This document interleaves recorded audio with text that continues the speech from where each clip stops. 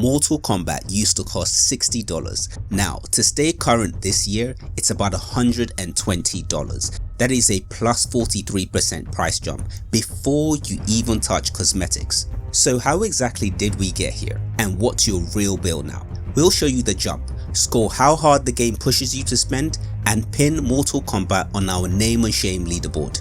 By the end of this video, you'll know how badly you're being ripped off in 2025 and where exactly MK sits on our greed scale. Mortal Kombat is not niche. It is a cultural brick. Arcades lined up for it. Politicians tried to ban it. Rating boards were literally born in its shadow. It put fighting games on TV, in the courtroom, and in your older cousin's living room after bedtime. And if you've never played it before, just think quick rounds, brutal finishes, and characters that are so iconic that they sell Halloween just by themselves.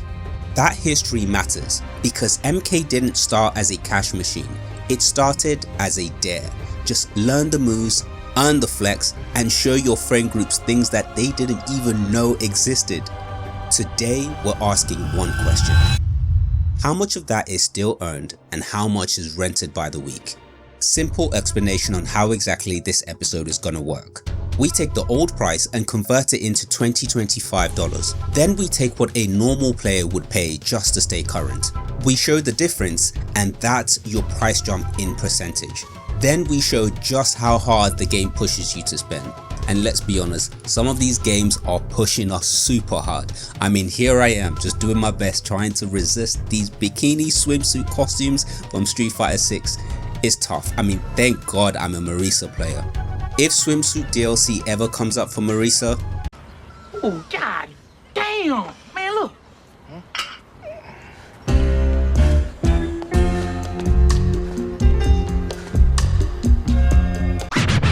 to calculate the push to pay score, we use 4 different metrics. Number 1, access. What do you pay starting today? Number 2, progress. What do you pay to stay current for a year? 3, FOMO. That's timers, rotations, bundles that push, buy right now. And last, respect. The fair stuff. We're talking no paid power-ups, real earnables, and free balance updates. For consistency, we're using the US launch price as an anchor, because prices vary by region, and it's only fair. From day one, MK built its legend on unlock culture. Now, if you wanted status, you actually had to earn that by playing. In 1992, we got the original Mortal Kombat, and we're talking the classic 7, Liu Kang, Johnny Cage, Raiden, Scorpion, Sub-Zero, Sonya, and Kano. Mortal Kombat 2 came in 1993. I mean, this thing had a bigger roster, secret fights, hidden characters, and deeper finishes. The game turned secrets into social currency. MK3 or Ultimate MK3 came between 1995 to 1996. Now this saw a roster boom. MK Ultimate was also sold as a new edition with more content on the disc. Now once you bought it, it lived with you. No rotating shops, no daily timers, nothing. It was all yours. Then we got MK Trilogy in 1996. Again, this was another consolidation, but at least it all belonged to you. No drip feeding, no renting, nothing. The PS2 era was awesome because it hard-coded the idea of actually earning. Deadly Alliance in 2002 and Deception in 2004 cemented the crypt. This was a giant cemetery of coffins that you opened with coins from play. Now that crypt philosophy was the complete opposite of microtransactions. Finish him was actually a skill check and not a credit check. After Midway collapsed, Mortal Kombat moved under Warner Brothers. Now this meant big media logic kicks in.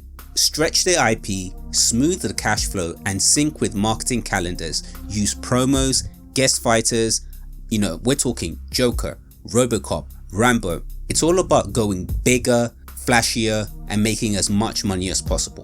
But we also know that guest characters aren't cheap, and neither are cinematic stories. We're talking additional voice actors, mocap, servers, anti-cheat, plus 2 years of patches and balance. Now, as far as the new regime is concerned, a one-time box price does not fund a 2-year live team. Then came the modern reset. Now, Mortal Kombat in 2011, or you could call it MK9, came in at a price of $59.99. It had a big roster, cinematic story, and a stuffed crypt. Hundreds of unlockables that you actually earned by playing towers, story, and other challenges. Yes, DLC existed like Scarlet, Kenshi, Rain, Freddy Krueger, but there were no premium characters and no 24-hour shop. Now, MK9 felt complete. You buy the game, you earn the goodies, and you just flex what you've played. By the late 90s, the roster exploded. Now with MK3 Ultimate and Trilogy, we had dozens on the character select screen. That's where the bundle instinct formed. Sell a new edition with more on the disc and not drip feed it from the store. You paid once, that context matters, because when we hit 2015 and on from there, we start to see new changes and new introductions. Because MKX doesn't just add new fighters, it starts to teach you a new habit. In 2015, Mortal Kombat X is where the real nickel and diamond would really start. Beyond DLC fighters in combat packs, MKX introduces easy fatalities. You got 5 for 99 cents, plus skip tokens and XP boosts. These were not pay to win, they were more pay to skip. You're not buying power, you're buying comfort. Now it teaches the studio a critical lesson. Small friction can be productized. Combat Pack 1 would introduce Jason Voorhees, Tanya, Predator, Tremor, plus some skins. Combat Pack 2 would introduce Alien, Leatherface, Triborg, Bo Rai Cho, and again more skins. Then MKXL drops in 2016 as an all-in-one bundle. It's proof that the DLC economy sells and complete editions can be remonetized at the same cycle. 2019 is where the true pivot to live service would really kick off. So when MK11 launches and it turns out that the devs had made the game even more grindy than Dark Souls. Oh no, maybe we could find something for Rain. See, I'm already getting addicted and drawn back into it. It's really addictive, that's the problem. I can't sacrifice things like real life to grind the game. It's just not feasible. But yes, I don't think I want to grind any longer in game. It hurts. It hurts to spend so many hours and just not get the things that you want. I think taking a break, very important. The customer base explodes in complaints. Not a bug, but now policy. MK1 proves it later. New currency name, same skeleton, but they call it time crystals or dragon crystals. The spine is essentially live service. In 2019, Mortal Kombat 11 launches at $59.99 for the standard edition and $99.99 for the premium. It also introduced new systems, time crystals, which were premium currency, and a 24-hour rotating premium store. There was also Tower of Time and the crypt that shipped way too grindy. Ed Boon would also go head to head versus the internet. Mad threads that shouted thousands of hours needed or an absurd dollar total to collect everything was quickly, and I mean quickly, fired back by Ed Boon. Ed Boon would say that anyone posting about it took thousands of hours to collect or absurd dollar totals was absolute BS. And to be fair, Ed Boon is kind of right, but on a technicality. You couldn't just buy everything even if you wanted to, because the store only shows a few items per day, and that's exactly by design. They didn't want you to buy it all, they wanted you to check in daily. Now that turned spending into a habit. Yes, the devs did do the right thing in the short term. They nerfed the grind, they gifted currency such as coins, souls, hearts, time crystals, and from here on out, the live service spine is officially permanent. MK11 Combat Pack 1 would drop Shang Tsung, Nightwolf, Terminator, Sindel, Joker and Spawn.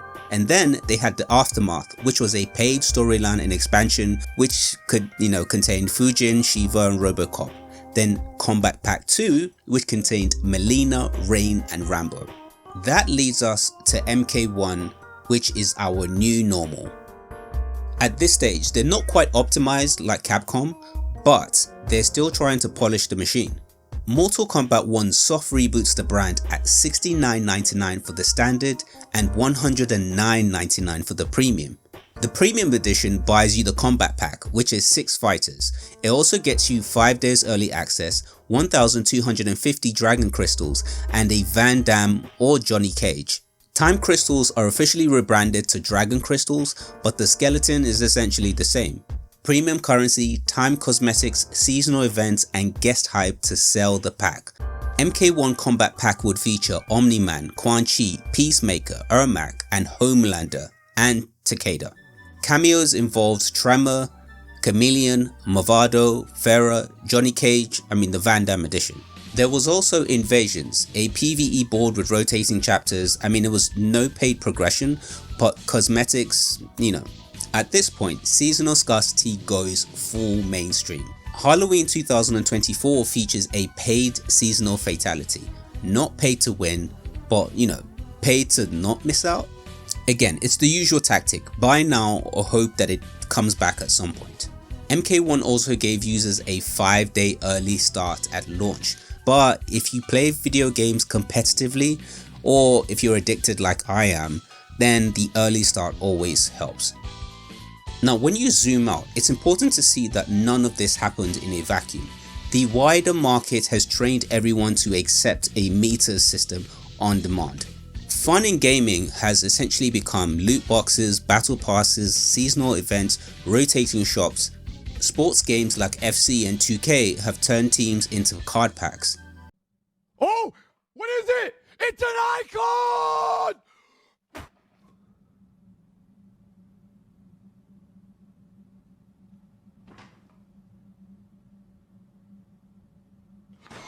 Whoa! Bailey! Bailey! Bailey! Bailey! Bailey!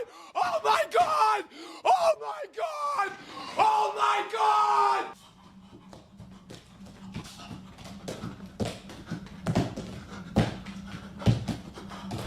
Shooters turned progression into a season clock, and mobile design invaded your living room. MK wasn't the first or the worst, but it's one of the clearest switches from unlock to upkeep. Alright, so now that we've walked through the transition from unlock culture to bundle economy to live service age, it's time for the cold numbers, because here's what that actually means for your wallet. Back then, a full Mortal Kombat was $60. You bought the disc, you learned the moves, and you unlocked everything. Done. Whereas today, the entry cost is $70, and feeling current means stacking DLCs, expansions, and a premium shop that rotates like a slot machine. We're not buying wins, sure, but we are buying timing, inclusion, and cosmetics on a clock. I'm keeping this apples to apples for how people actually play games. Let's split this into 3 different player categories or player avatars. Number 1, the saver. Now, they like to keep up, but they also don't chase the shop. This person usually buys MK1 at the standard price of $69.99, and they would get content in the rational way. And if there were any character passes or expansion on top, you could add another $30 to $50. Now, the typical cost to stay up to date for this type of player is usually around $100 to $120 for the year. Translation: the full game that used to be $60 now costs this type of player about double just to feel caught up.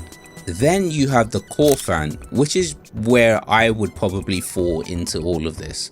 They like to keep up with light cosmetics, a little bit of boost here and there, but nothing crazy. We're talking premium deluxe path at launch, early access passes, and that would cost about $109.99 to $119.99. Sometimes this type of player will just say, you know what, screw it, I'm gonna top up 10 crystals here and there and pick up a couple of things. That's a possibility.